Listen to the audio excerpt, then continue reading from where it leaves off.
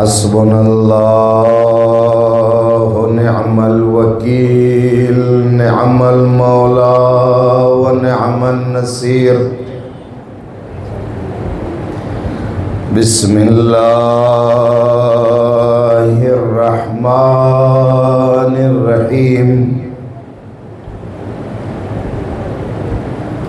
الحمد لله الذي لا يبلغ مدحته القائلون ولا يحصي نعماءه العادون ولا يؤدي حقه المجتهدون الذي ليس لصفته حد محدود ولا نعت موجود ولا أجل ممدود فطر الخلائق بقدرته ونشر الرياح برحمته ووتدا بالصخور ميدان أرضه ثم الصلاة والسلام على الدافع جيشات الأباطيل والدامغ صولات الأضاليل النور الساطع والضياء اللامع المنهاج البادي والكتاب الهادي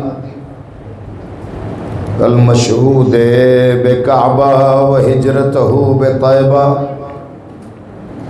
مولانا ومولى الثقلين جد الحسن والحسين بالقاسم محمد اللهم صل على محمد وآل محمد والصلاة والسلام على آله الأطيبين الأطهرين المنتخبين المنتجبين ولعنة الله على أعدائهم دائما باقيا متواترا متواصلا متكاثرة متضافرة أما بعد فقد قال الله تعالى وتبارك في كتابه المحكم وكتابه المتقن وقوله أحسن بسم الله الرحمن الرحيم يوم ندعو كل أناس بإمامهم صلوات جميعا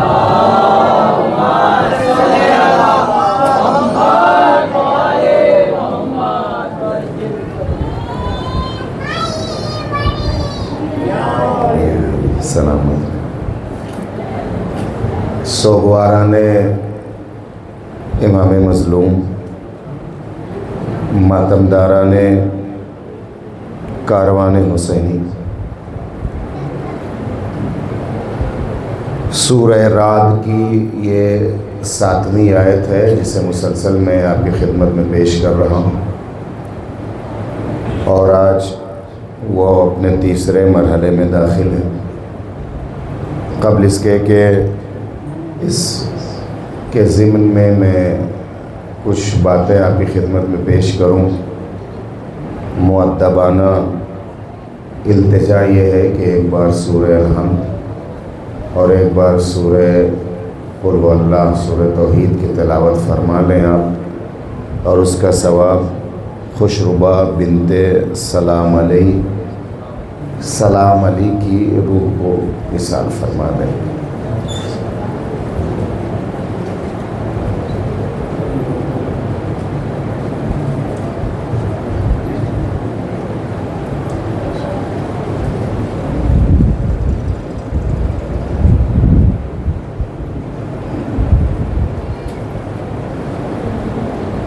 پروردگار خوشربا بنت سلام علی کی روح پر رحمت کی بارش فرما، ان کے گناہان کبیرہ صغیرہ کو معاف فرما، انہیں کروٹ کروٹ جنت نصیب فرما، तमाम मोमिनीन और मोमिनात जो इस दुनिया से मुहिब्बान आले मोहम्मद चले गए हैं, परवरदिगार उनकी मग़फ़िरत फरमा, शफ़ाअत आले मोहम्मद उन्हें नसीब फरमा। माबूद, हमारे बुज़ुर्ग जो मजलिसों में आते हैं, नहीं आ सकते बीमारी किसी के सबब, अल्लाह ए परवरदिगार उनका साया हमारे सरों पे सलामत रख। मेरे परवरदिगार हमारी माँ बहनों के इफ़्फ़त और हिजाब की हिफाजत फरमा। माबूद, जो नौनिहालाने चमन हैं उनकी हिफाजत फरमा। परवरदिगार, जिनकी गोदियाँ आबाद नहीं हो सकी, हज़रत अली असग़र का वास्ता ये साल उनको एक आज़ादार हुसैन अता फरमा। परवरदिगार, हमारे समाज और माशरे में बहुत सारे ऐसे बच्चे और बच्चियाँ हैं जिन्हें इज़्दिवाजी मुश्किलात की परेशानियाँ, परवरदिगार हज़रत खदीजा सलामुल्लाह अलैहा के सदक़े में उन परेशानियों को बरतरफ फरमा। परवरदिगार, इज़्दिवाजी मुश्किलात को ख़त्म करके उनके लिए आसानियाँ फ़राहम कर। माबूद, इस बस्ती के और इस मजलिस में शरीक और इसके एहतमाम करने वालों के रिज़्क़ और रोज़ी में इजाफ़ा फरमा। परवरदिगार, तुझे कसम है इमाम हुज्जत की, हमें हकीकी अज़ादार बनने की तौफ़ीक़ इनायत फरमा। जो हमारे बुज़ुर्ग या हमारे जवान जो पीछे हैं, इल्तिजा चूँकि बाद में मजमा काफ़ी हो जाता है और फिर बैठने में ज़हमत होती है, इब्तदाई से एक सलवात भेज करके और आगे आ जाएँ। खंबे के पीछे और उधर जाने से फ़ायदा नहीं, इधर सामने आ जाए, आगे आइए।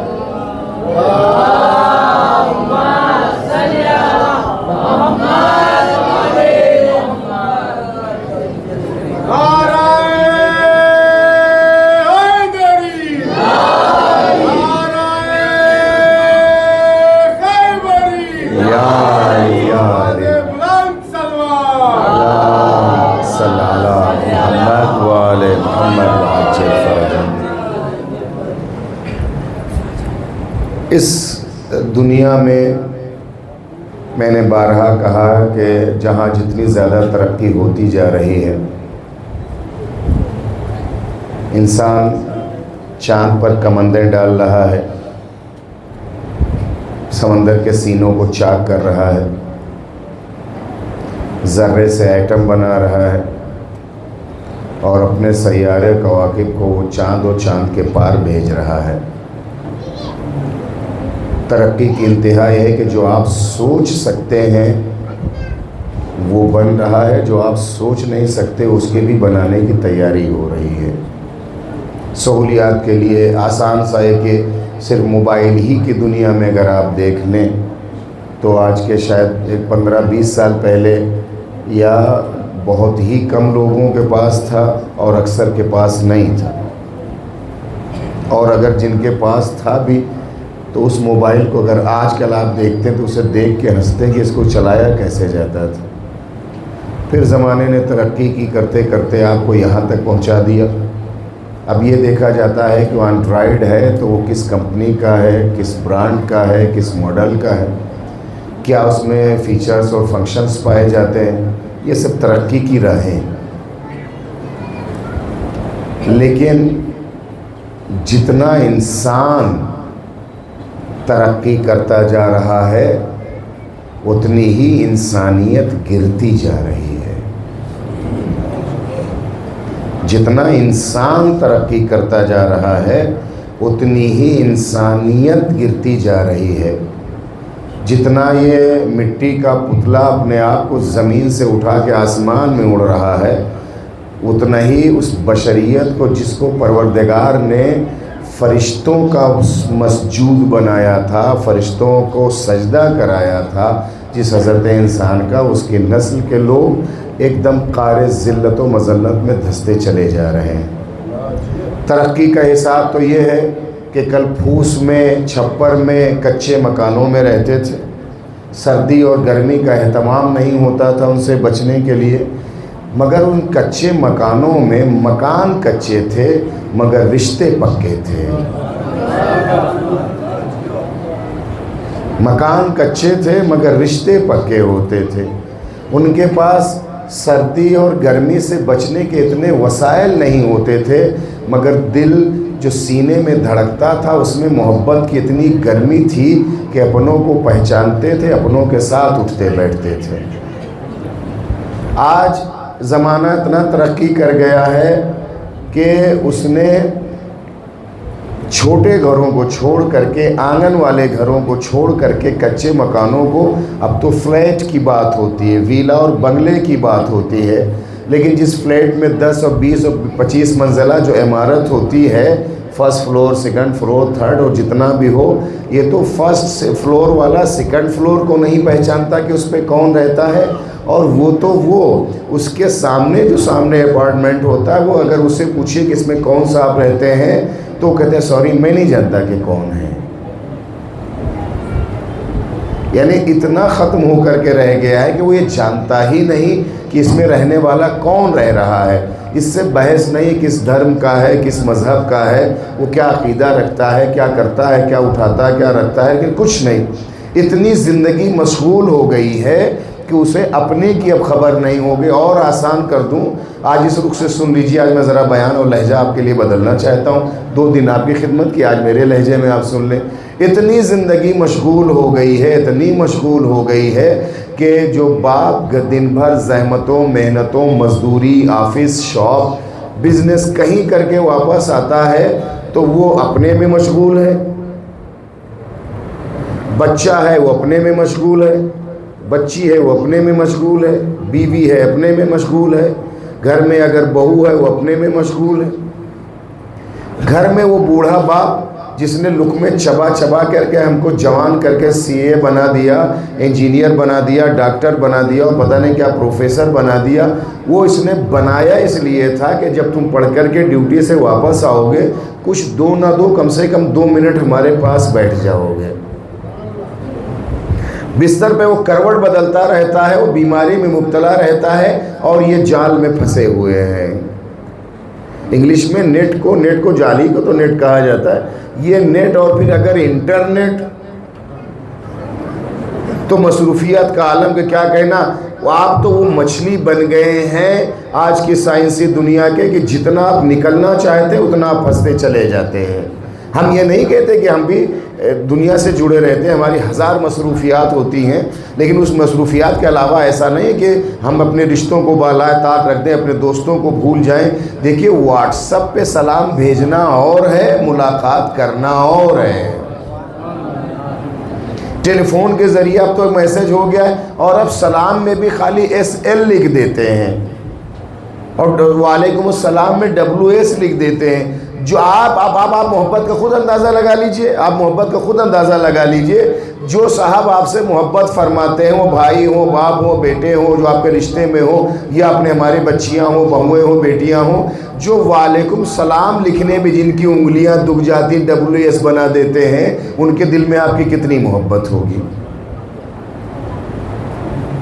ہم پھر یہ کہیں گے کہ ترقی سے آپ دور نہ ہوئیے، ضرورت ہے کہ آپ چاند پہ جائیے، آپ چاند پہ جا کے سکون اختیار کریے، ترقی کریے، سب سے بڑی ڈگریوں کو حاصل کریے، اچھی یونیورسٹیوں میں جائیے، ڈبل PhD آپ کریے، جو بڑی ڈگری ہو سکتی ہے آپ کریں، لیکن اس کے ساتھ ساتھ یہ دھیان، یہ خیال رہے کہ اپنوں کو نہ بھولیں، آپ رشتوں کو نہ ختم کریں۔ آپ بتائیے، امام وقت سے بڑھ کر کے تو کوئی دنیا کا ذمہ دار نہیں ہو سکتا ہے نا، امام وقت سے بڑھ کر کے تو دنیا کا کوئی ذمہ دار نہیں ہو سکتا۔ اگر آج بٹی ہوئی دنیا میں بہت بڑے ملک کا اگر کوئی پرائم منسٹر ہوگا یا پریسیڈنٹ ہوگا تو وہ ایک ملک کا ہوتا، دوسرے کا نہیں ہوتا ہے۔ اگر ایک وزیر اعلیٰ ہوتا تو ایک اسٹیٹ، ایک صوبے کا ہوتا، دوسرے صوبے کا نہیں ہوتا ہے۔ کل کی جو شہنشاہیت بادشاہت تھی وہ بھی ہندوستان کی یا پورے یا آدھے یا چوتھائی کی ہوتی تھی۔ جتنی بادشاہت ہے اور حکومتیں ہیں وہ دنیا کے کسی خطے، کسی علاقے اور کسی ایریے کی ہیں، لیکن جو امام ہوتا ہے وہ دونوں جہان کا امام ہوتا ہے، وہ دونوں جہان کا امام ہوتا ہے۔ لیکن کوئی جھوٹی تاریخ بتا دے کہ کسی امام نے اپنی فیملی، اپنے عزیزوں اور اپنے اقارب سے یہ کہا ہو کہ جناتوں کے مسئلے میں پھنسا ہوا ہوں، اس ملک کے مسائل میں گرفتار ہو گیا ہوں، اس میں بہت الجھا ہوا ہوں کہ میں بچوں کو ٹائم نہیں دے سکتا، فیملی کو ٹائم نہیں دے سکتا، عزیز و اقارب کو نہیں پہنچ سکتا۔ پوری دنیا چلانے کے بعد اپنی رشتہ داری کو جو قائم رکھے وہ علی اور اولاد علی ہے۔ تو ہم محبان علی ہیں، تو ایسا کیوں رشتوں کی اونچ نیچ ختم ہوتی چلی جا رہی ہے؟ اور اب تو یہ ماڈرن اتنا زمانہ ہو گیا ہے کہ اب کہاں کا وہ رشتہ جو باپ دادا نے ہمیں سکھایا اور بتایا تھا وہ ہائی ڈیڈ کہہ دیتے تو اس کا مطلب بس کافی ہے. صبح اٹھیے تو صبح اٹھنے کے بعد گڈ مارننگ نہ کہیے، سلام علیکم کہیے. تب آپ کو پتا چلے. اور اس کا اگر ایسا نہ ہوتا تو اس کا مطلب ہے کہ ایک دعا دی جاتی ہے کہ آپ پر سلامتی ہو، اللہ آپ کو سلامت رکھے. یہ بتائیے کہ گڈ مارننگ میں وہ دعا ہے جو اللہ سے آپ چاہتے ہیں؟ اب یہ آپ کو بچپن سے اپنے بچوں کو سکھانا ہوگا. مزے کی تو بات یہ ہے کہ جب بچہ بول نہیں پاتا ہے، ابھی 1 سال کا ہوتا ہے، گود میں اٹھا کر کے نانا اور نانی اور دادا اور دادی اور پھوپھیاں اور خالائیں سب اٹھا کر کے شیک ہینڈ کریے، ہائی بولیے، ٹاٹا کہیے. تو جب آپ اسے بچپن سے ہی ٹاٹا سکھاتے ہیں تو بڑا ہو کر کے برلا ہی بنے گا، خدا حافظ کیوں کہے گا؟ جب آپ اسے اپنی توتلی زبان میں جو اسے آتا، میں بہت ساری لفظیں نہیں تو چونکہ ریکارڈ بھی ہوتی ہے اور جاتی بھی، پھر اس کے کلپ بنانے لگے لوگ. اب آپ جس طرح کی جب وہ لہجہ بلگا، ایک ماہر نفسیات، ایک سائیکولوجسٹ نے یہ کہا تھا کہ بعض بچے توتلے اور کیوں ہو جاتے ہیں، اس کی وجہ یہ ہے کہ ان کے ماں باپ خود اسے توتلی زبان میں بات کرتے ہیں. ٹافی کو آپ ٹافی کہیے تو بچہ خود ٹافی سیکھے گا. جب آپ ٹافی کو خود ہی تافی کہیں گے تو تافی سیکھے گا، ٹافی کیوں سیکھے گا؟ وہ جس لہجے میں آپ بات کریں گے بچہ اسی لہجے کو سیکھے گا. اور کیا کہنا آج کی ہماری ماؤں کا، وہ چاہے میری بیٹی ہو، چاہے میری بیوی ہو، چاہے ہمارے گھر کی بہن ہو یا ہمارے گھر کی بہو ہو، کیا کہنا ان کی مصروفیات کا. اللہ اکبر. سیریل چل رہا ہے تو دال جلے تو جلے، کوکر گلے تو گلے، سیریل آف نہیں ہونا چاہیے. سیریل دیکھ کر کے جب دال بگھاری جائے گی تو ہو سکتا ہے بغل میں رکھی پتیلی دودھ بگھارا جا سکتا، ہو سکتا دال میں نہ پڑے. اب آپ بتائیے جن کے ہاتھ میں اتنی مصروفیات ہیں کہ دال اور دودھ میں فرق نہ کر پائیں، بچوں کی تربیت کب ہوگی؟ کبھی سے آپ نے آفس اور بزنس اور کام سے آنے کے بعد کبھی آپ نے اپنے بچے سے پوچھا؟ سب سے پہلے آپ یہ پوچھتے ہوم ورک کیا، اسکول گئے تھے؟ یہی تو پوچھتے ہیں نا. یہ دو بہت اہم سوال ہوتے ہیں. اسکول گئے تھے؟ اچھا ہاں. پھر پوچھتے ہوم ورک ہو گیا، ٹیوشن ہو گیا؟ میں معافی چاہتا ہوں، بالکل پوچھئے. واپس آنے کے بعد اسکول پوچھئے، ہوم ورک پوچھئے، ٹیوشن پوچھئے. لیکن معافی چاہتا ہوں اگر شام کے 4-5 بجے آپ اپنے کام کاج دکان سے واپس آئے ہیں تو اسکول، ہوم ورک اور ٹیوشن کے ساتھ ساتھ یہ بھی پوچھئے کہ ظہر کی نماز پڑھی تم نے؟ میں ایک بار اور کو، یہ مائیں میں بہت احترام کرتا ہوں اور بالکل احترام کرنا چاہیے. اتنی زحمت ہو، اتنی مشکلات پریشانیاں بیچاری برداشت کرتی. صبح اگر اس کو 6 بجے اس کی سروس آتی ہے، اس کو اسکول جانا رہتا ہے، ماں 5 بجے اٹھ جاتی ہے، کچن کا فوراً جاتی ہے، یہ تیاری وہ تیاری، ٹفن تیار کرو، شوز تمہارے کہاں، بیگ تمہارے کہاں، کتاب تم کہاں پھینک رہے تو تمہاری پینسل کا، سب کچھ جمع کر کے جلدی جلدی ٹفن تیار کرو، یہ تیار کرو. تیار کر کے بچے کو پیٹھ پہ رکھا، سروس تک پہنچایا، اگر اسکول قریب رہا تو اسکول پہنچا کر کے واپس آ کے تب ماں چائے پیتی ہے. قربان جاؤں ایسی ممتا پر، احترام کرتا ہوں، لائق احترام ہے وہ مائیں جو بچے کے لیے صبح سے لے کر 1.5 گھنٹے تک پریشان، یا سروس تک پہنچا کر کے یا اسکول پہنچا کے تب ایک گھونٹ چائے پیتی ہیں. مادر گرامی لاکھوں سلام آپ پر. لیکن 1.5 گھنٹہ جتنا آپ بچے کو تیار کرنے کے لیے پریشان نہیں ہیں، ہفتے میں کم سے کم 1 دن اس کے لیے نماز صبح کے لیے بھی پریشان ہو جائیے. جتنا آپ شانہ ہلاتی جلدی اٹھو دیر ہو جائے گی، جلدی اٹھو دیر ہو، ٹفن پہن لے کے جاؤ، بیگ اٹھاؤ، یہ کرو. کبھی آپ نے اس کو اس لیے بھی جگہ جلدی اٹھو نہ نماز قضا ہو جائے گی. یہ ایک دکھ ہے، ایک درد ہے.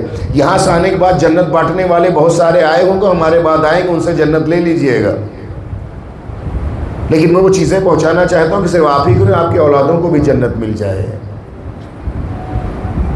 گھر میں جو زبان بولی جاتی ہے بچہ وہی لہجہ پکڑتا ہے، اسی لہجے میں گفتگو کرتا ہے. اگر آپ بولتے ہیں یہاں، آپ کی جو اپنی زبان ہے، مشترک زبان ہے، وہ بھی بولتے، اردو زبان ہے وہ بھی بولتے. بہت پہلے میں نے پڑھا تھا، آپ کی خدمت میں، چونکہ موضوع سے مربوط ہو گئی بات تو کہتا چلو. ہوا یہ کہ ایک پرندہ ہے جسے اردو میں طوطا کہتے ہیں. کتنے لوگوں نے نہیں دیکھا ہے؟ جنہوں نے نہیں دیکھا وہ سلوات بھیج دیں.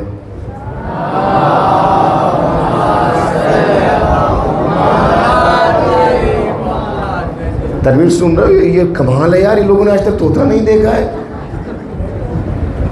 اچھا جن نے دیکھا وہ سب مل کر کے صلوات بھیج دے۔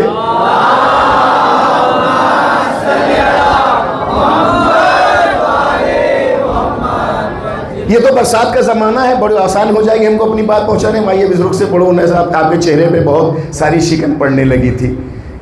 یہ برسات کا زمانہ ہے تو ماشاءاللہ ہر پیڑ ہریالی ہو گیا، اور امرود کا بھی زمانہ ہے، دیگر اور بہت سارے پھلوں کا زمانہ ہے۔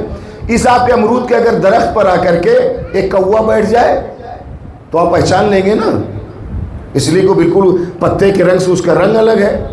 اگر آپ اجازت دیں تو میں مجلس شروع کروں، ذرا تھوڑا سا اور آگے آ جائیے، بہت سارے ہمارے مصروف اور بزی لوگ لیٹ آتے ہیں۔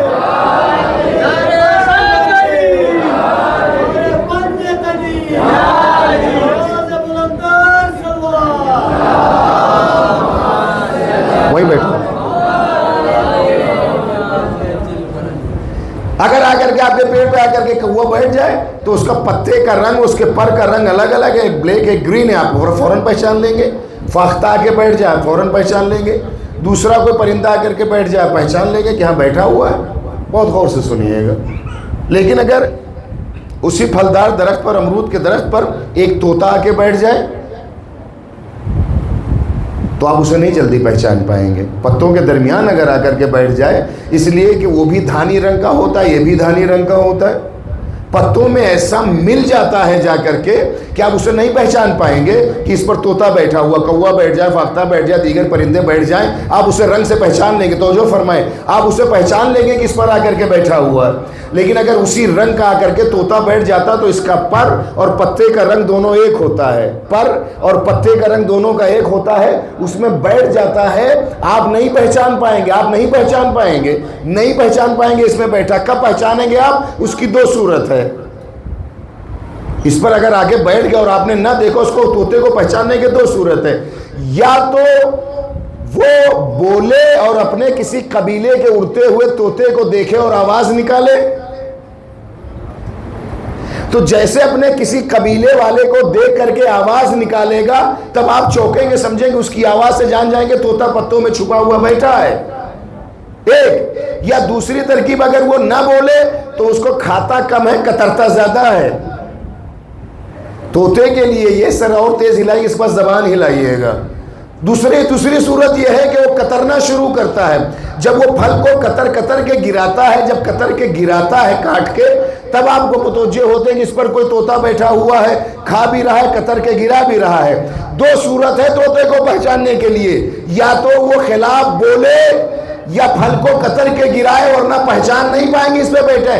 کروڑوں سلام علی آپ پر، اسلام کے رنگ میں جو آ کے مل گئے تھے، اگر آپ کے خلاف بھوکتے نا اور فاطمہ کا مال کتر کے گراتے نا تو ہم نہ پہچان پاتے۔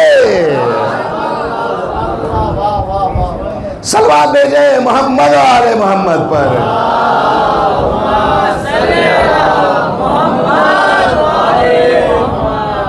اگر یہ آ کر کے مالک کے خلاف نہ بھوکتے تو ہم تو سب کو جانتے، تجھے ہم ولی سمجھتے جو نبادہ خار ہوتا۔ کیا پتا کہ یہ کون کس بھیس میں آ کر کے ہمارے درمیان بیٹھ گیا ہے، کون سے کس نے صافہ و دستار و جبہ پہن کر کے وہ ہمارے درمیان آ کر کے بیٹھ گیا۔ ہمارے سے مراد اسلام میں آ کر کے بیٹھا۔ ہاں، جب محافظ اسلام کے خلاف بھونکا اور بکا تب ہم نے جانا یہ غیر قبیلے کے روپ دھاری ہے، یہ تب ہم نے جانا یہ اسلام کے نام پہ بہروپیہ آ گیا ہے یہاں پر، ایک آواز کے ذریعے۔ دوسرا یہ رہا، جب اس نے کتر کے گرانا شروع کیا تب ہم نے جانا کہ نہیں، یہ تو لٹیرا آیا ہے جو اسلام کے بھیس میں یہاں بیٹھا ہوا ہے۔ دوسری چیز، میں نے ایک بات عرض کی آپ کی خدمت میں، اگر آپ اپنے ماحول میں پالیے تو جو زبان آپ بولتے ہیں، ایران میں اگر ایک بچہ پلے پڑے گا تو فارسی میں گفتگو کرے گا،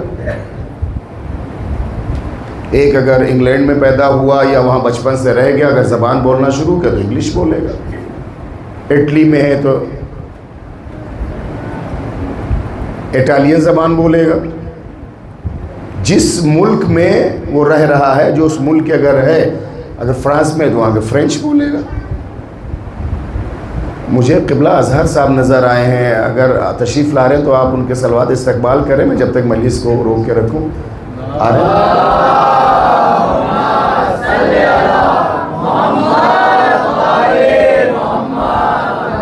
لبیک یا حسین، لبیک یا حسین، لبیک یا حسین، لبیک یا حسین. نعرہ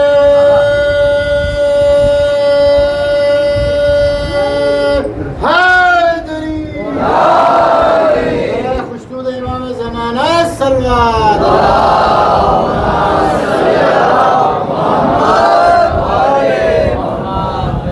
تمام والدین کے لیے، خاص طور سے اپنی ہماری ان بہوؤں، بیٹیوں اور ماؤں کے لیے جن کو اللہ نے نعمت اولاد سے نوازا ہے. تو جس ملک میں بچہ پیدا ہوگا، جہاں رہے بسے، جو جس بود و باش میں رہے گا وہاں کی زبان بولے گا. ایران ہے تو فارسی بولے، عرب ممالک میں ہے تو عربی بولے گا، فرانس میں فرینچ بولے گا، اٹلی میں اٹالوی زبان جس جہاں رہتا ہے وہاں کی زبان وہ ملک کی ہو گئی. اس کے علاوہ ایک خاص چیز لہجہ ہوتا ہے گھر اور خاندان کا. جس گھر میں پروان چڑھ رہا ہے، جو جس لہجے میں گھر میں بولی جاتی ہے زبان، اسی لہجے میں بچہ بولے گا. یہ خاصیت ہے. اب آپ کے ذہن کو قریب کرتا ہوں، اس پرندے کو جو آپ کے پیڑ میں بیٹھا تھا اس کو اٹھا لائیے، رکھیے پنجرے میں قید کریے، اور قید کرنے کے بعد اپنے گھر میں رکھیے. تمام پرندوں میں بولتا صرف طوطا ہی ہے، اور آپ اسے اگر گھر میں اپنے آپ پالیے تو جو فارسی زبان لوگ ہیں، جو آپ کا لہجہ اپنا اردو زبان والے الگ جیسی زبان میں ہے، وہ طوطا جب بولنا شروع کرے گا تو وہی بولے گا جو گھر کی زبان ہے. تو جو فرما رہے ہیں آپ، وہ بچہ وہی وہ جو طوطا ہے، وہ پرندہ وہی زبان بولے گا جو گھر کی زبان ہے، جو گھر میں بولی جاتی ہے. وہی زبان ممکن نہیں کہ گھر میں آپ فارسی بولے وہ اٹالین بولنے لگے، اگر آپ عربی بولتے ہیں تو فارسی نہیں بولنے لگے، اس لیے کہ وہ سنتا وہی ہے، سن کے اس کے حافظے میں وہی زبان چلی جاتی ہے. اگر ایک پرندہ بھی بولنا شروع کرتا ہے تو وہ وہی بولتا ہے جو گھر کی زبان ہوتی ہے، وہ وہی بولتا ہے جو گھر کی زبان ہوتی ہے، وہ وہی بولتا ہے جو گھر کی زبان ہوتی ہے. اب اگر حبشے سے آئی ہوئی ایک کنیز فضہ آئے، 40 سال قرآن میں گفتگو کرے، ایک اگر کنیز آتی ہے اور 40 سال قرآن میں گفتگو کرتی ہے، تو اس کا مطلب یہ ہے کہ فاطمہ کے گھر میں بولی جانے والی زبان کا نام قرآن ہے. اب میں عرض کروں آپ کی خدمت میں، تو جس گھر کی کنیز 40 سال تک قرآن بولے، اس گھر کے شہزادے کا امتیاز یہ ہے کہ گردن کٹ جائے تو نوکے نیزہ پر قرآن بولے. صلوات بھیجیں محمد و آل محمد پر.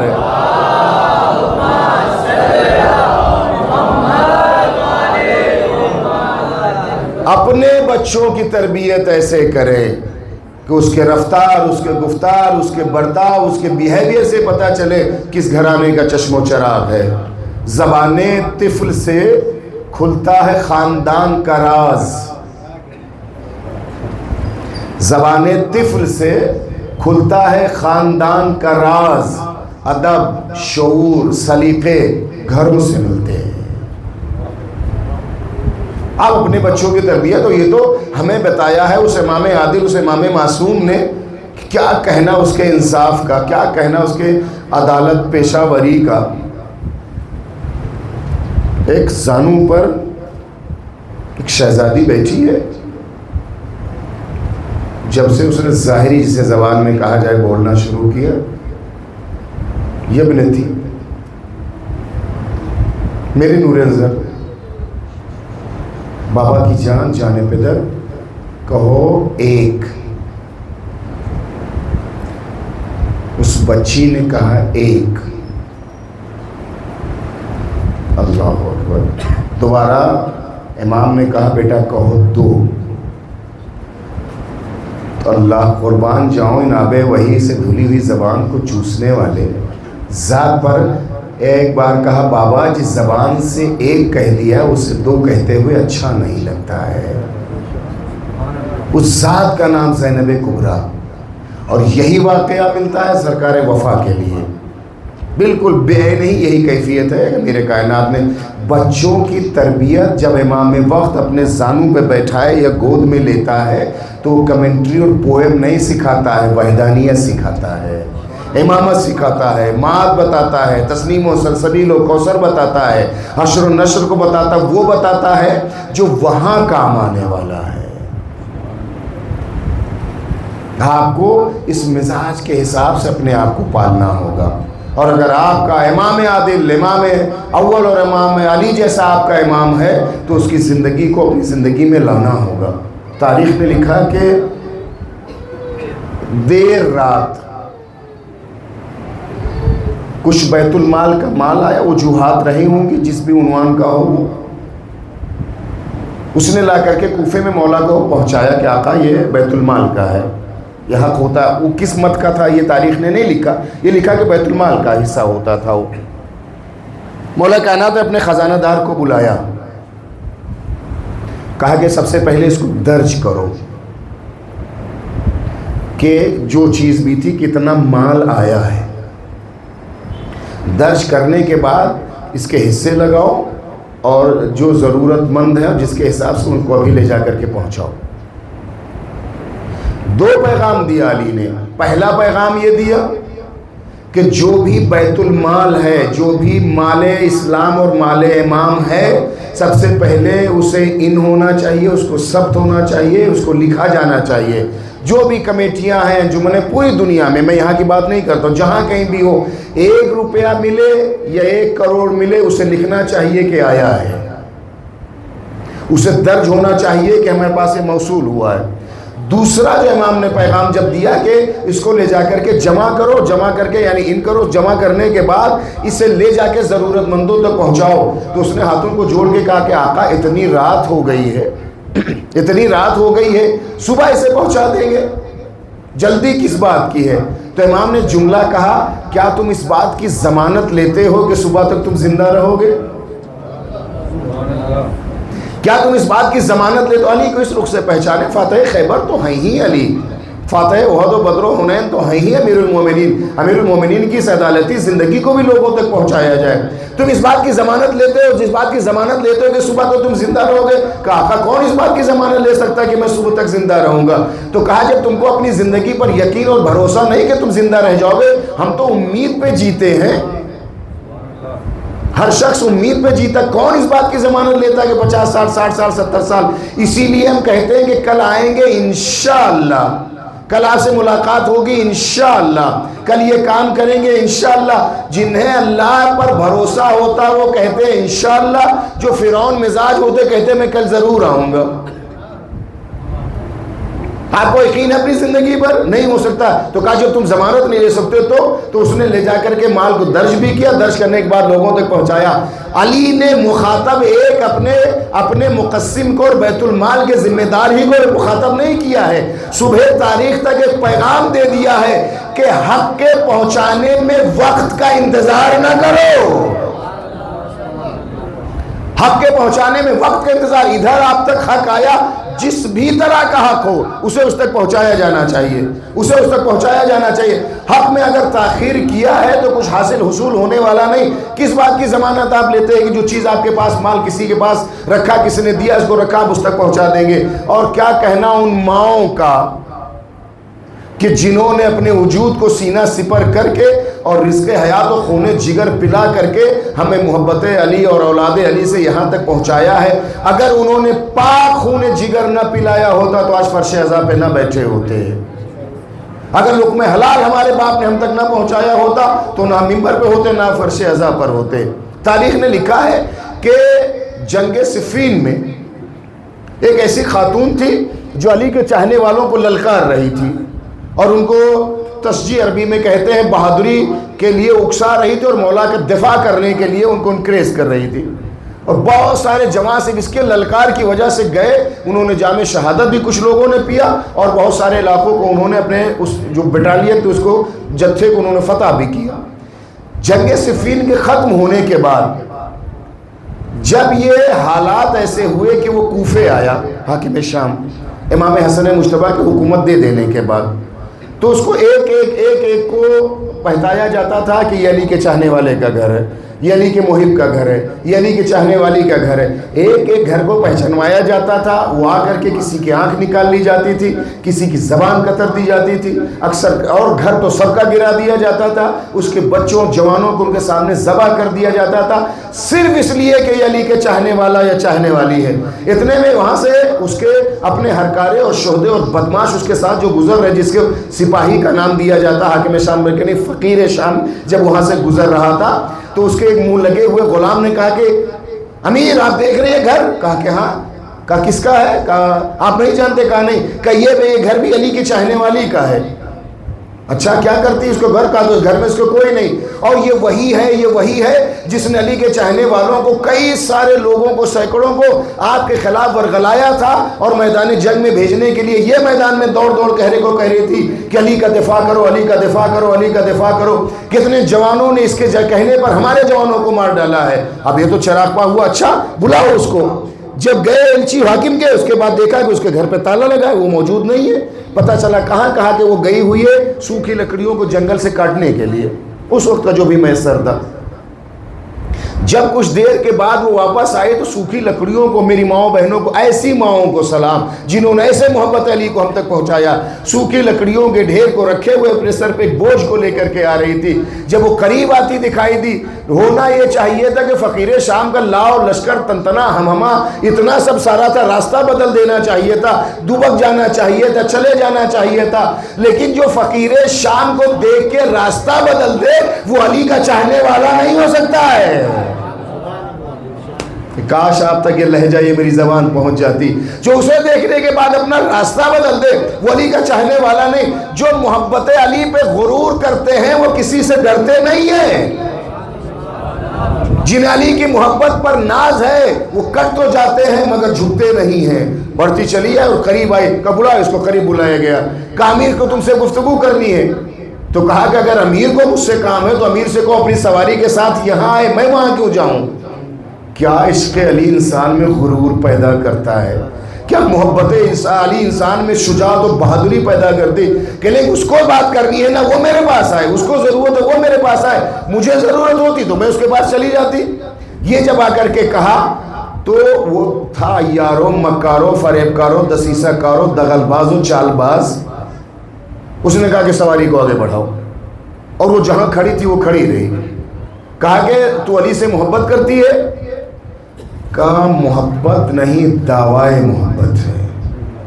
مزاج کو پہچانے آپ۔ کہاں علی، کہاں مولود کعبہ، کہاں سورہ توبہ کا مبلغ، کہاں قرآن کا مفسر، کہاں ساقی کوثر، کہاں پیغمبر کا محافظ، ناصر یار و مددگار، کہاں ابو الحسنین، اور کہاں میں تو صرف دعوائے محبت کرتی ہوں۔ اے کاش میں محبت علی کے معیار پہ اتر آتی۔ اور اس کے بعد فضیلت علی کے دریا بہائے چلی جا رہے۔ اس کے بعد اس نے سوچا اب اس کو تو روکا تو نہیں جا سکتا، کہا کہ سنو میں ایک بات تم سے کہنا چاہتا ہوں۔ کیا کہنا چاہتا ہے تو؟ کہا کہ اگر میں تجھے 100 اونٹ سرخ رنگ کے دوں، عرب میں اونٹ اور اونٹ میں بھی سرخ رنگ کے اونٹ بہت قیمتی ہوتے، ایک اونٹ کی بہت بڑی قیمت ہوتی، کہا اگر 100 اونٹ سرخ رنگ کے تجھے دوں تو کیا تو اسے قبول کر لے گی؟ تو اس نے کہا مجھے ان اونٹوں کی حاجت نہیں ہے، لیکن اگر دے گا تو اس سے لے کر کے ضرورت مندوں تک پہنچا دوں گی۔ جب اس نے کہا کہ اچھا ٹھیک ہے، 100 اونٹوں کی قطار کو، 100 تو جو فرمائے 100 اونٹوں کی قطار کی پہلی مہار جب اس علی کی چاہنے والی کے ہاتھ میں دیا، دے کر کے جیسے اس نے مہار کو پکڑا، 2 قدم جیسے آگے بڑھی تو فقیر شام یہ کہتا ہے کہ تم نے ایک بار شکریہ تک نہ ادا کیا۔ تو مڑ کے کہا میں تجھے یہی بتانا چاہتی ہوں، بیت المال یتیم و غریب کا حق ہے، کسی کی زبان بند کرانے کے لیے نہیں ہے۔ صلوات بھیجے محمد و آل محمد پر۔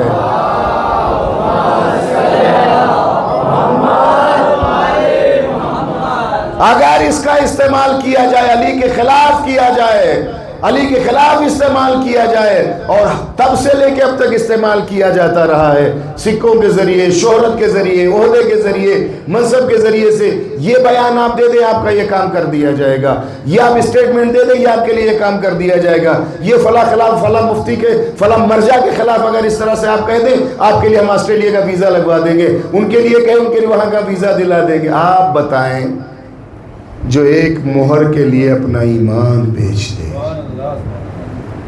ایک ملک کے سفر کے لیے اپنا عقیدہ بیچ دے، آپ اس سے ایمان لیں گے؟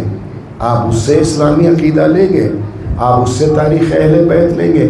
ان ذمہ داروں سے عقیدہ اہل بیت لیں جو کبھی خیانت نہیں کرتے ہیں، جنہوں نے کبھی اپنے آپ کو بیچا نہیں ہے۔ میں صرف 2 جملے اس واقعے کو پڑھوں کہ چاہنے والا ہے علی کا، یہی شہر کوفہ ہے، وہ گھر سے باہر گیا ہے کسی کام کے لیے، اور بہت بڑے ناموں میں ان کا نام شمار ہوتا ہے۔ میں احتیاطاً نام اس لیے نہیں لے رہا ہوں کہ حافظہ ساتھ نہیں دے رہا ہے، چونکہ ریکارڈ ہو رہی ہے مجلس۔ اور ان کے گھر میں ایک بچی رہتی تھی، اس نے اپنا ایلچی بھیجا فقیر شام نے، زعفران کا بنا ہوا بہت ہی اہم اور قیمتی حلوہ بھیجا، اور یہ کہا کہ پوچھا کہ اس کو پتا تھا کہ نہیں، کہا بابا نہیں گھر میں، کہا نہیں، کہا انہوں نے سب کہیں گئے ہوئے ہیں کچھ دیر میں، کہا نہیں اچھا وہ آئیں گے تو کہہ دیں ہمارا سلام کہنا، اور یہ حلوہ جو ہے وہ فقیر شام نے بھیجا، عابر شام لوگ کہتے ہیں، نے بھیجا ہے، اور ہماری طرف سے ان کو ہدیہ دے دیں، اور ان سے کہیے کہ جب وقت ہو تو آ کر کے ضرور مل لیں، یہ پیغام ہے حاکم کا۔ بچی ہے، چند برس کی بچی، اس کو اتنا شعور نہیں، اس کی خوشبو جو حلوے اور زعفران کی تھی ایسے اٹھ رہی تھی کہ بچی برداشت نہیں کر پائی، اس خوشبو کو برداشت نہ کر پائی، اس نے انگلی سے تھوڑا سا لے کر کے کھا لیا۔ کچھ ہی دیر کے بعد باپ آیا جو مولا کا چاہنے والا تھا، بچی تھی، سمجھدار تھی، اس نے پورے داستان بتایا کہ بابا آپ تھے نہیں، ایک شخص آیا تو کہہ رہا تھا کہ حاکم کا ایلچی ہے، اس نے آپ کو سلام کہلایا حاکم کا، اور کہا کہ حاکم نے آپ کو یاد کیا ہے، لیکن یہ کہ ایک دے گیا ہے حلوہ لا کر کے ایک ظرف میں دے گیا ہے، زعفرانی بہت ہی خوبصورت ہے۔ جیسے اس کو دیکھا، پہلی بات تو کہا کہ بیٹا آپ نے لیا کیوں جب ہم نہیں تھے، اور حاکم کے آگے جانب سے آیا ہوا آپ نے لیا کیوں؟ جب اسے کھول کے دیکھا تو انگلی کا نشان تھا، جتنا حصہ ایک انگلی میں آ سکتا ہے وہ لے کر کے، تو کہا کہ یہ کیا ہوا؟ کہ بابا اس کی خوشبو میں برداشت نہ کر پائی، اتنا اچھا تھا کہ میں نے اس کو چکھ لیا۔ تاریخ نے لکھا ہے کہ باپ اب ناراض نہیں ہوا، اس نے انگلی حلق میں ڈالی اور قے کروائی، اے میرے لال یہ حلوہ نہیں ہے، اس میں بغض علی کا زہر ملا ہوا ہے۔ اپنی اولادوں کو ان کھانوں سے دور رکھیں کہ جس میں دکھتا کچھ ہے ہوتا کچھ ہے، ان لباسوں سے دور رکھیں جو ہوتا کچھ ہے دکھتا کچھ ہے، ان بیانات، ان پیغامات، ان تقریروں سے دور رکھیں جو کہا کچھ جاتا ہے اس کے پیچھے پیغام کچھ ہوتا ہے، کہنے کو نام کچھ رہے گا، عقیدہ کہیں اور چلا جائے گا۔ وہ جو ہمیں خدیجہ سلام اللہ علیہا سے دور کر دے، وہ مقرر جو مختار سے دور کر دے، وہ عقیدہ جو ہمیں آل محمد سے دور کر دے، وہ عقیدہ جو ہمیں مختار اور خدیجہ سلام اللہ علیہا کے ایمان اور عقیدے اور شجاعت سے دور کر دے، نہ وہ مولوی برداشت ہے، نہ وہ عقیدہ ہمیں برداشت ہے۔ اور اگر آ کر کے کوئی اس طرح کی بات کرتا ہے، محترمانہ طریقے سے اس سے حوالہ پوچھئے، دلیل پوچھئے، دلیل نہ دے پائے تو دوبارہ اس کو اس لائق نہ سمجھئے کہ وہ آپ سے گفتگو کریں، اس لیے کہ یہ دین بہت مشکلات سے ہم تک پہنچا ہے، بہت پریشانیوں کو طے کر کے ہم تک پہنچا ہے۔ میں نے آج دونوں مجلسوں میں جو شہر کے دوسرے 2 علاقوں میں ہوئی، وہاں میں نے کہا، اور آپ سے تو میں برسوں سے کہتا چلا آ رہا ہوں کہ اس عزاداری کی قدر کریں۔ صرف وہ بزرگ جن کی عمر 50 سے اوپر 60 کے آس پاس ہیں وہ ہمارے اس بات کی تائید کریں، ان جوانوں کو نہیں پتہ ہے کہ اس عزاداری حسین کو بند گھروں سے لے کر کے کھلی چھت کے نیچے لانے میں انہوں نے کتنی زحمتیں برداشت کی ہیں، کتنے پتھراؤ برداشت کیے ہیں، کتنے کیس اور FIR برداشت کیا ہے، کتنے مظالم کو برداشت کیا ہے، تمہارے باپ نے سینہ سپر ہو کر کے تھانے اور پولیس اور ڈاکوؤں اور چوروں سے جو اسلام کے تھے ان سے بچایا ہے، اس عزاداری حسین کو تم تک پہنچایا ہے۔ جب بھی فرشہ سے عزا پہ آؤ تو اللہ اور آل محمد کے شکر کے ساتھ ساتھ اپنے بزرگوں کا شکریہ ادا کرو کہ انہوں نے تمہارے لیے ایسے حالات کیے تم آزادی کے ساتھ فرش عزا پہ بیٹھ سکتے ہو۔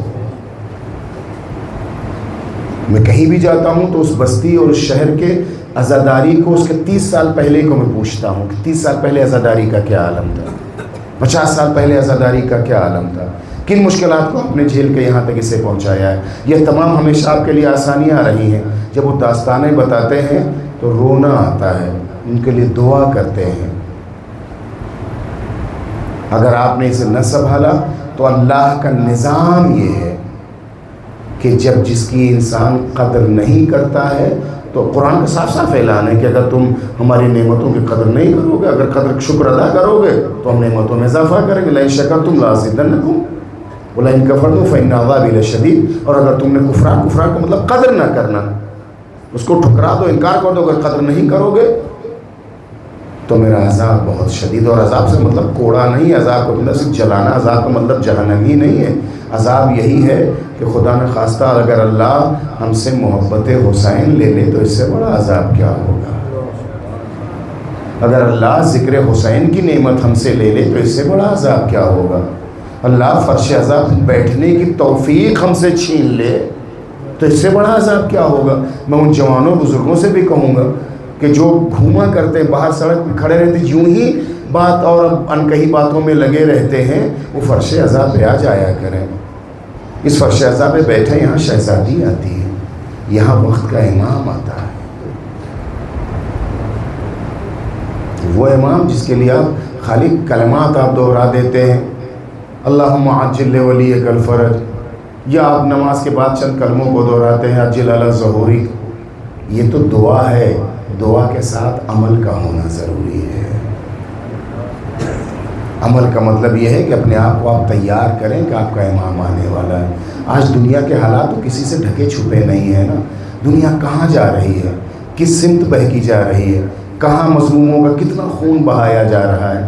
ساری دنیا یہ پریشان ہے کہ تیسری عالمی جنگ نہ ہو۔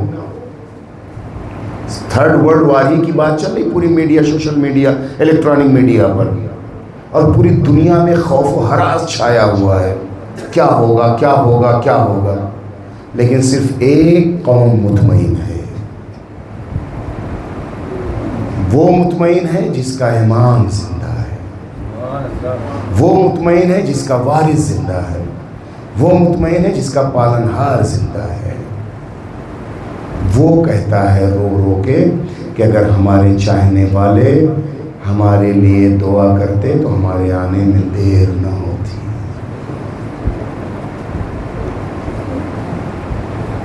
وہ کہتا ہے لَأَبْكِيَنَّ عَلَيْكَ بَدَلَتْ دُمُوعِ الدِّمَاءِ۔ امام زمانہ فرماتے ہیں میرے جد حسین، آپ پر آنسوؤں کے بدلے میں خون کے آنسو رہوں گا۔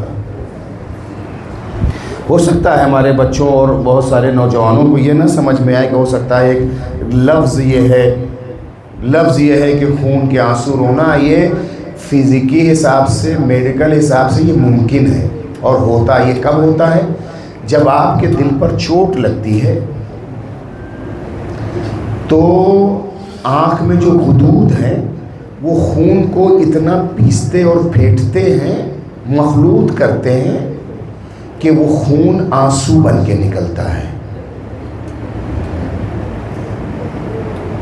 لیکن جب آنکھ کے غدود کام کرنا چھوڑ دیں، اتنی کثرت سے اتنا زیادہ انسان رونے لگے کہ وہ آنکھ کے غدود آنسو بنانا چھوڑ دیں تو براہ راست انسان کی آنکھوں سے خون نکل سکتا ہے۔ آپ کو یاد دلاؤں صرف ایک، میں آج مصائب جن شہزادوں کے پڑھنا چاہتا ہوں، مجھے خواہش کی گئی۔ جب امام حسین علیہ السلام حضرت علی اصغر کی قبر کھود رہے تھے ذوالفقار سے، تو رونے کی جب آواز امام نے سنی دائیں اور بائیں دیکھا تو کوئی رونے والا قریب نہیں بیٹھا تھا۔ امام متوجہ ہوئے، چونکہ ذوالفقار دیکھنے میں تلوار، اس کے غلط تاریخ ہے، ذوالفقار سے رونے کی آواز آ رہی تھی۔ اس نے جملہ کہا، میرے آقا، میرے سید، میرے مظلوم، میں تو اس لیے نازل ہوئی تھی کہ ظالموں کے گردنوں کو کاٹوں گی، میں تو اس لیے نازل ہوئی تھی کہ منافقوں کے گلوں کو کاٹوں گی، مولا مجھ سے امتحان نہ لے آ۔ وہی ذوالفقار امام زمانہ کے پہلو میں ہے۔ ذوالفقار بھی تڑپتی ہے اور میرا امام بھی تڑپتا ہے۔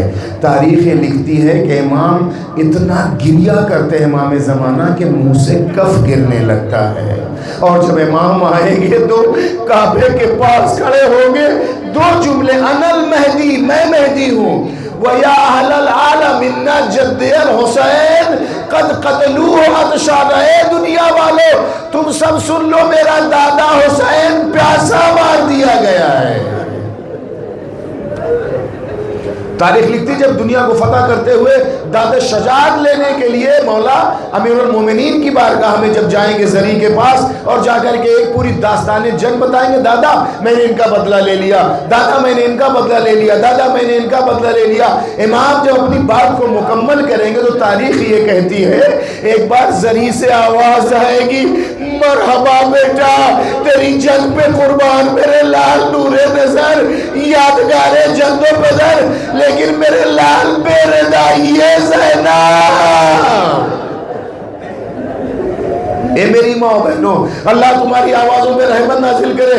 ہمیشہ میں تمہارے لیے جہاں میں رہتا ہوں یاد کر کے دعا کرتا ہوں، تمہارے گریے کی آواز مجھے بہت سہارا دیتی ہے، اس لیے کہ اس پہ رو جو ہمیشہ حسین پہ روتی رہی ہے، اس پر گریا کرو جو اس پر روتی رہی، جس کی رونے والی ماں موجود نہیں تھی، اس سے خواہش ظاہر کی کہ ہم ہمیشہ ہم سب پہ گریا کرتے ہیں، قبلہ آج انہوں محمد پڑھتے ہیں تاکہ میں زینب کبریٰ کو پرسہ دے سکوں۔ مقتل نے یہ کہا، مقتل نے یہ لکھا ہے کہ جب سب نے اپنی جان قربان موجودہ لوگوں نے کر دی، بار بار زینب کبریٰ نے کہا، بار بار زینب کبریٰ نے کہا بیٹا جاؤ مامو جان سے اجازت لے لو۔ اماں جاتے ہیں، مامو اجازت نہیں دیتے ہیں۔ چند بار کے بعد ایسا ہوا، تاریخ نے لکھا کہ بار کہا کہ اماں فضہ میرے ماجائے کو بلا لاؤ۔ امام خیمے میں آئے، شہزادی نے امامت کا احترام قد آدم اٹھ کے کھڑے ہو کے کیا، سلام کرنے کے بعد بی بی بیٹھ گئی۔ اللہ کرے میں لہجہ کہاں سے لو، تاریخ نے لکھا ہے کہ دو جملہ شہزادی نے کہا، اے میرے ماجائے آپ ہیں یادگار علی مرتضیٰ، میں ہوں جعفر طیار کی بہو، جعفر طیار کی بہو علی کی بیٹے سے اپنے بچوں کی شہادت کی بھیک مانگ رہی ہے۔ بہن کی خواہش کو محسوس کیا، امام نے سکوت اختیار کیا، انہیں رضامندی دے دی۔ تاریخ نے لکھا یہ چند برس کے نوجوان تھے، ان کو سوا تیار کیا، ماں نے جیسے یہ سنا سر سجدے میں رکھا، اے میرے اللہ تیرا شکر تو نے قربانی یہاں تک منظور کر لی۔ امام نے ان مرجل بحرین کے موتیوں کو ایک ایک گھوڑے پہ سوار کیا، لیکن تاریخ ہے میری ماں بہنوں، تمہارا شوہر، تمہارا بھائی، تمہارا باپ جب سفر پہ جانے لگتا ہے، امام زامن باندھتی ہو نا، صدقہ نکالتی ہو نا، کیا کہتی ہو؟ سفر بخیر، خیریت سے جائیے، خیریت سے واپس آئیے۔ حضرت زینب کبریٰ نے کیا کہا؟ ایک ہاتھ آن کے شانے پر، ایک محمد کے شانے پر، یا آن یا محمد لا ترجع الی حیا، جا رہے ہو مگر زندہ واپس نہ آنا۔ اے میرے اللہ کسی ماں پہ یہ وقت نہ آئے اپنے ہاتھوں سے اپنے بچوں سے کہے زندہ نہ آنا۔ دونوں بڑھے آگے، پھر آخر جملہ مہلن مہلن یا بنیا، اے نور نظر ذرا رک جاؤ، جا تو رہے ہو، تم ہو نواسے اور پوتے علی اور جعفر طیار کے، فرات تک ضرور جاؤ گے مگر پانی پہ نظر نہ پڑے، ارے میری سکینہ پیاسی ہے۔ آوازوں کو بلند کریے، شرمائے نہیں، حسین پہ روت اس لیے آج ان کے لال کا ماتم کرنا چاہتے ہیں نا، جو اپنے بچوں پہ کبھی نہ روئی، حسین کو روتی رہی، اکبر کو روتی رہی اور محمد کو نہ روئی۔ دونوں بچے فوج میں دھس گئے، نیز و تلواروں کی بارش ہو رہی ہے. بڑا بیٹا تلوار کھا کے زمین پہ گرا. تمام شہدائے کربلا کی طرح آقا کو یاد کیا. ذمہ دار عالم دین کہتے ہیں کہ جب چھوٹا بچہ نیزہ کھا کے جب زمین پہ گرنے لگا ہے، ماں بہنوں بچوں کی عادت ہوتی ہے باپ جھڑک دے چوٹ لگ جائے تو بھاگ کے ماں کے پاس آتے ہیں، ماں کی گود ملتی انہیں سکون مل جاتا. گرتے ہوئے بچے نے یہ کہا اماں مجھے بچا لے.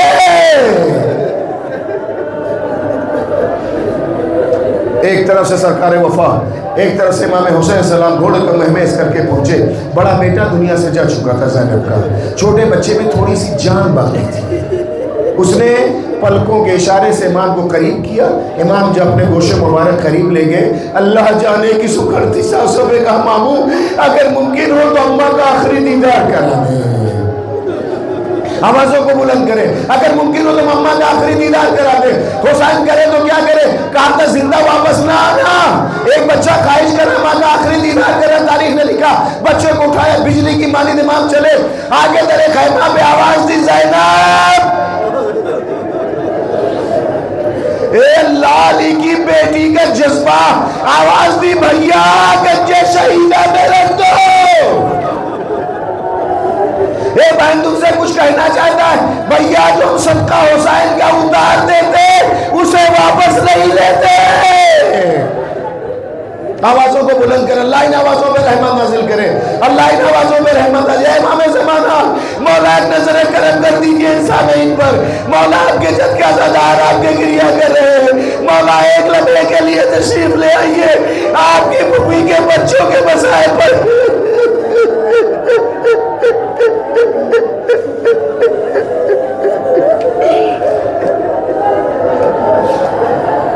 تاریخ نے لکھا علی کی بیٹی آئی. تاریخ نے لکھا نہ لہجے میں تھرتھراہٹ ہے نہ چہرے میں کوئی شکستگی ہے. علی کی بیٹی نے دم توڑتے بچے کو غور سے دیکھا. ایک بار بچے نے خون آلودہ زخمی ہاتھ سے کچھ اشارہ کیا. ماں چکی ہاتھ کو رخسار پہ رکھ کے اتنا کہا ماں راضی ہو گئی.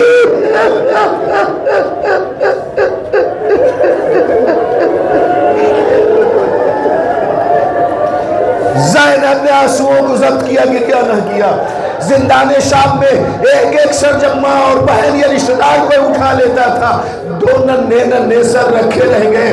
شام کی عورتوں نے کہا کیا ان بچوں کی ماں مر گئی ہے؟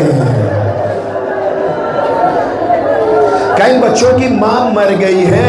ایک کونے سے آواز آئی زندہ ہے مگر اس پہ رو رہی ہے جس کی رونے والی ماں مر گئی ہے. کربلا سے لے کے شام تک زینب نہ روئی. کربلا تک آئی واپس نہ روئی. لیکن جیسے مدینے آئی دو ننھے بستر دکھے ماں تھی کلیجہ پھٹ گیا. اے میرے نونہالو تیری ماں شرمندہ ہے میرے اللہ.